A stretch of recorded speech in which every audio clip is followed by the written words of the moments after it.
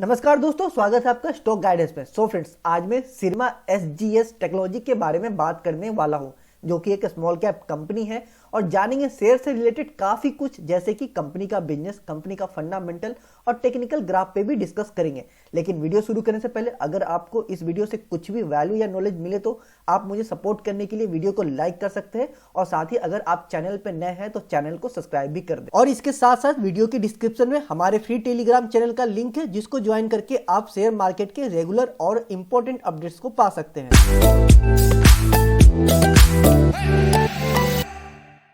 सिरमा SGS technology ये company 2004 में incorporate हुई थी, जो कि एक Chennai based engineering and design company है जो EMS means electronics manufacturing services का काम करती है।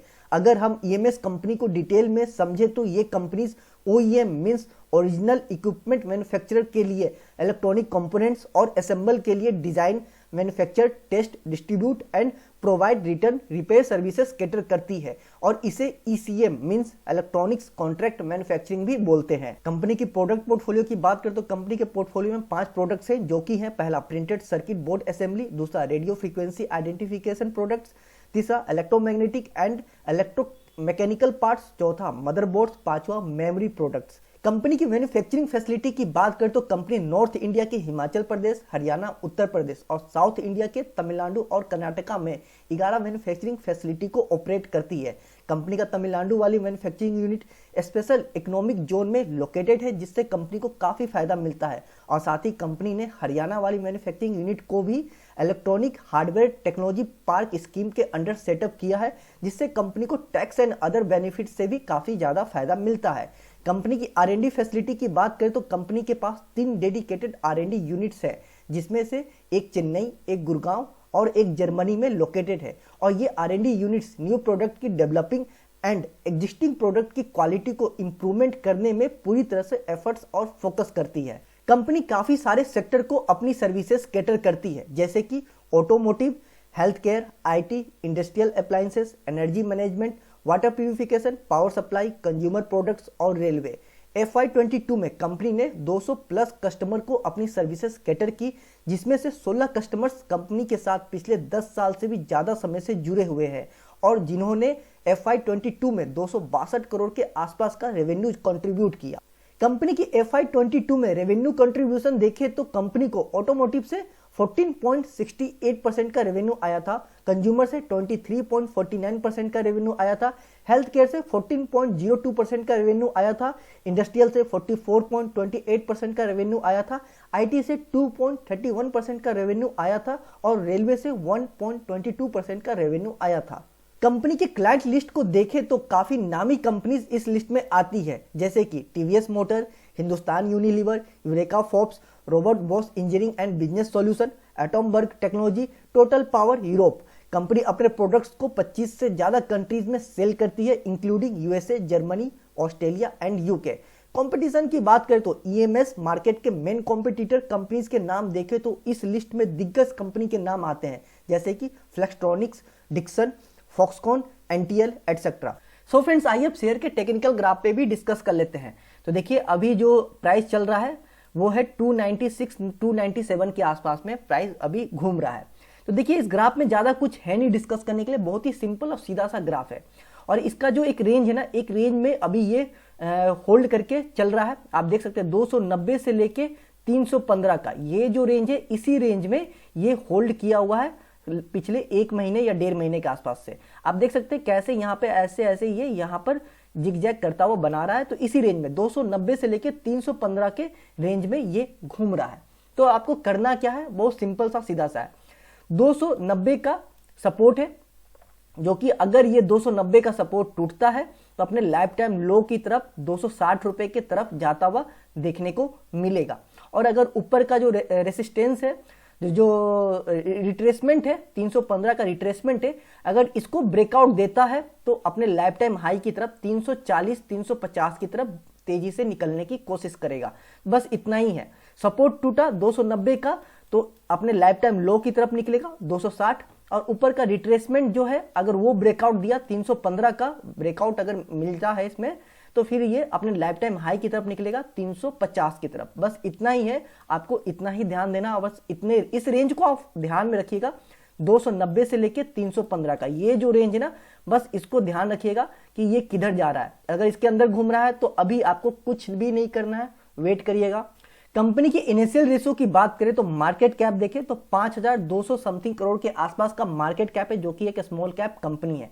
आज के डेट में शेयर का प्राइस 297 296 के आसपास में चल रहा है। स्टॉक पी देखे तो 68.8 का है, वही इंडस्ट्री पी देखे तो 34.8 का है।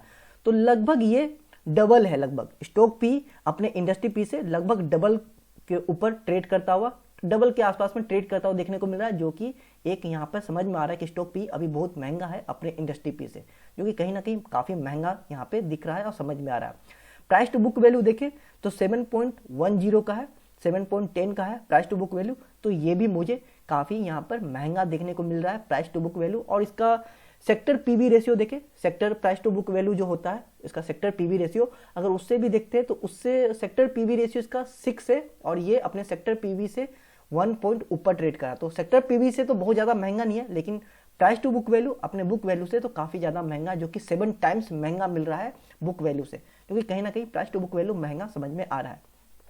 डिविडेंड यील्ड की बात करें तो 0 है, फेस वैल्यू 10 है, आगे आपको स्प्लिट देखने के लिए जरूर मिलेगा।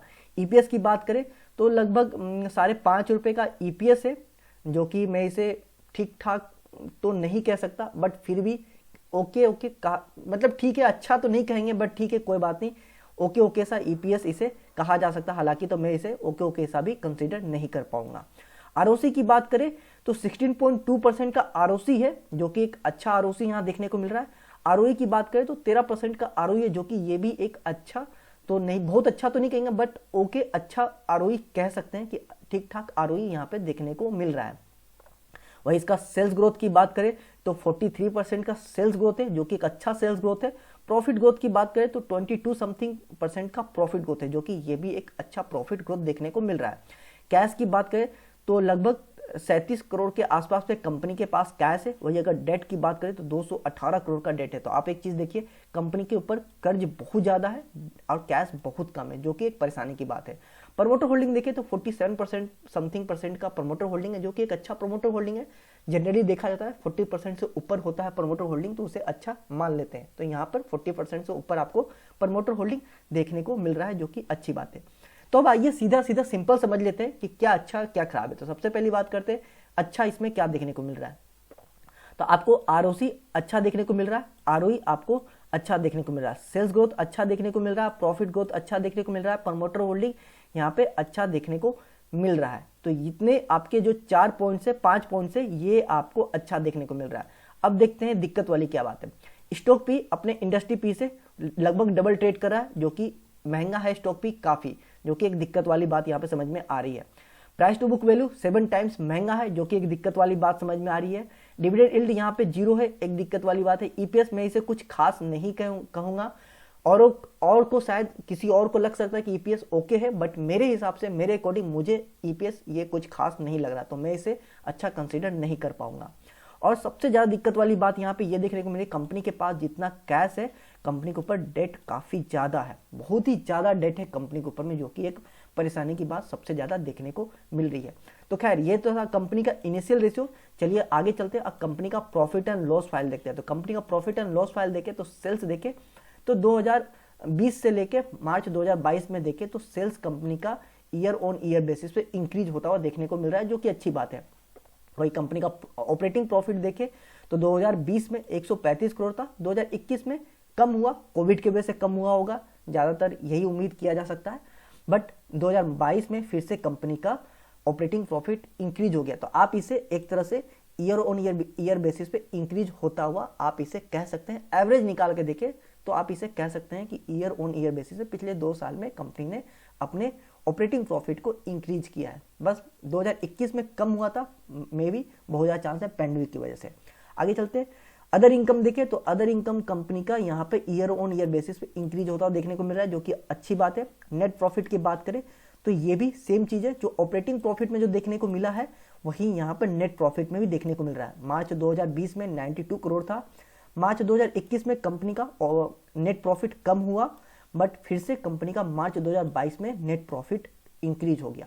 तो आप इसे ऐसा समझ लीजिए कि कंपनी अपने नेट प्रॉफिट को ईयर ऑन ईयर बेसिस पे इंक्रीज करती हुई देखने को मिल रही है।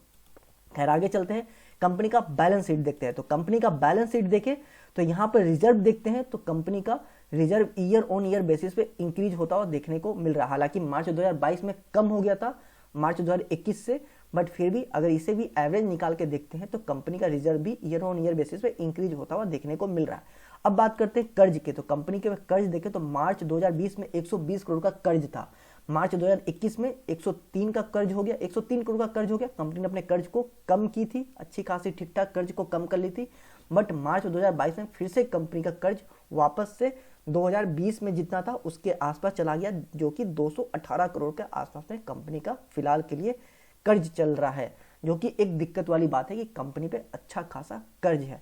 खैर आगे चलते हैं और कंपनी का नेट कैश फ्लो देखते हैं। तो कंपनी का कैश फ्लो देखें तो नेट कैश फ्लो अगर की बात करते हैं तो मार्च 2020 में 51 करोड़ के आसपास में कंपनी का नेट कैश फ्लो था, मार्च 2021 में माइनस में चला गया जो कि -4 करोड़ है, और अभी भी मार्च 2022 में भी कंपनी का -4 करोड़ के आसपास में कंपनी का नेट कैश फ्लो माइनस में रहा। तो पिछले 2 साल से कंपनी का नेट कैश फ्लो माइनस में है, जो कि एक बहुत ही ज्यादा परेशानी की बात है, क्योंकि नेट कैश फ्लो को माइनस में नहीं होना चाहिए, ये प्लस में होना चाहिए या फिर ईयर ऑन ईयर बेसिस पे कंपनी का नेट कैश फ्लो इंक्रीज होता रहना चाहिए, तो ही अच्छा माना जाता है या कहा जाता है। बट यहाँ पे कंपनी का नेट कैश फ्लो पिछले 2 साल से माइनस में है, जो कि कहीं ना कहीं काफी ज्यादा परेशानी की बात देखने को मिल रही है। सो फ्रेंड्स, ये था एक छोटा सा डिस्कशन, और आपके पर्सनल ओपिनियन में ये कंपनी लॉन्ग टर्म में कैसा परफॉर्म कर सकती है मुझे कमेंट सेक्शन में जरूर कमेंट करें। मिलते हैं अगले वीडियो में, तब तक के लिए आप अपना और अपने पोर्टफोलियो का ख्याल रखें।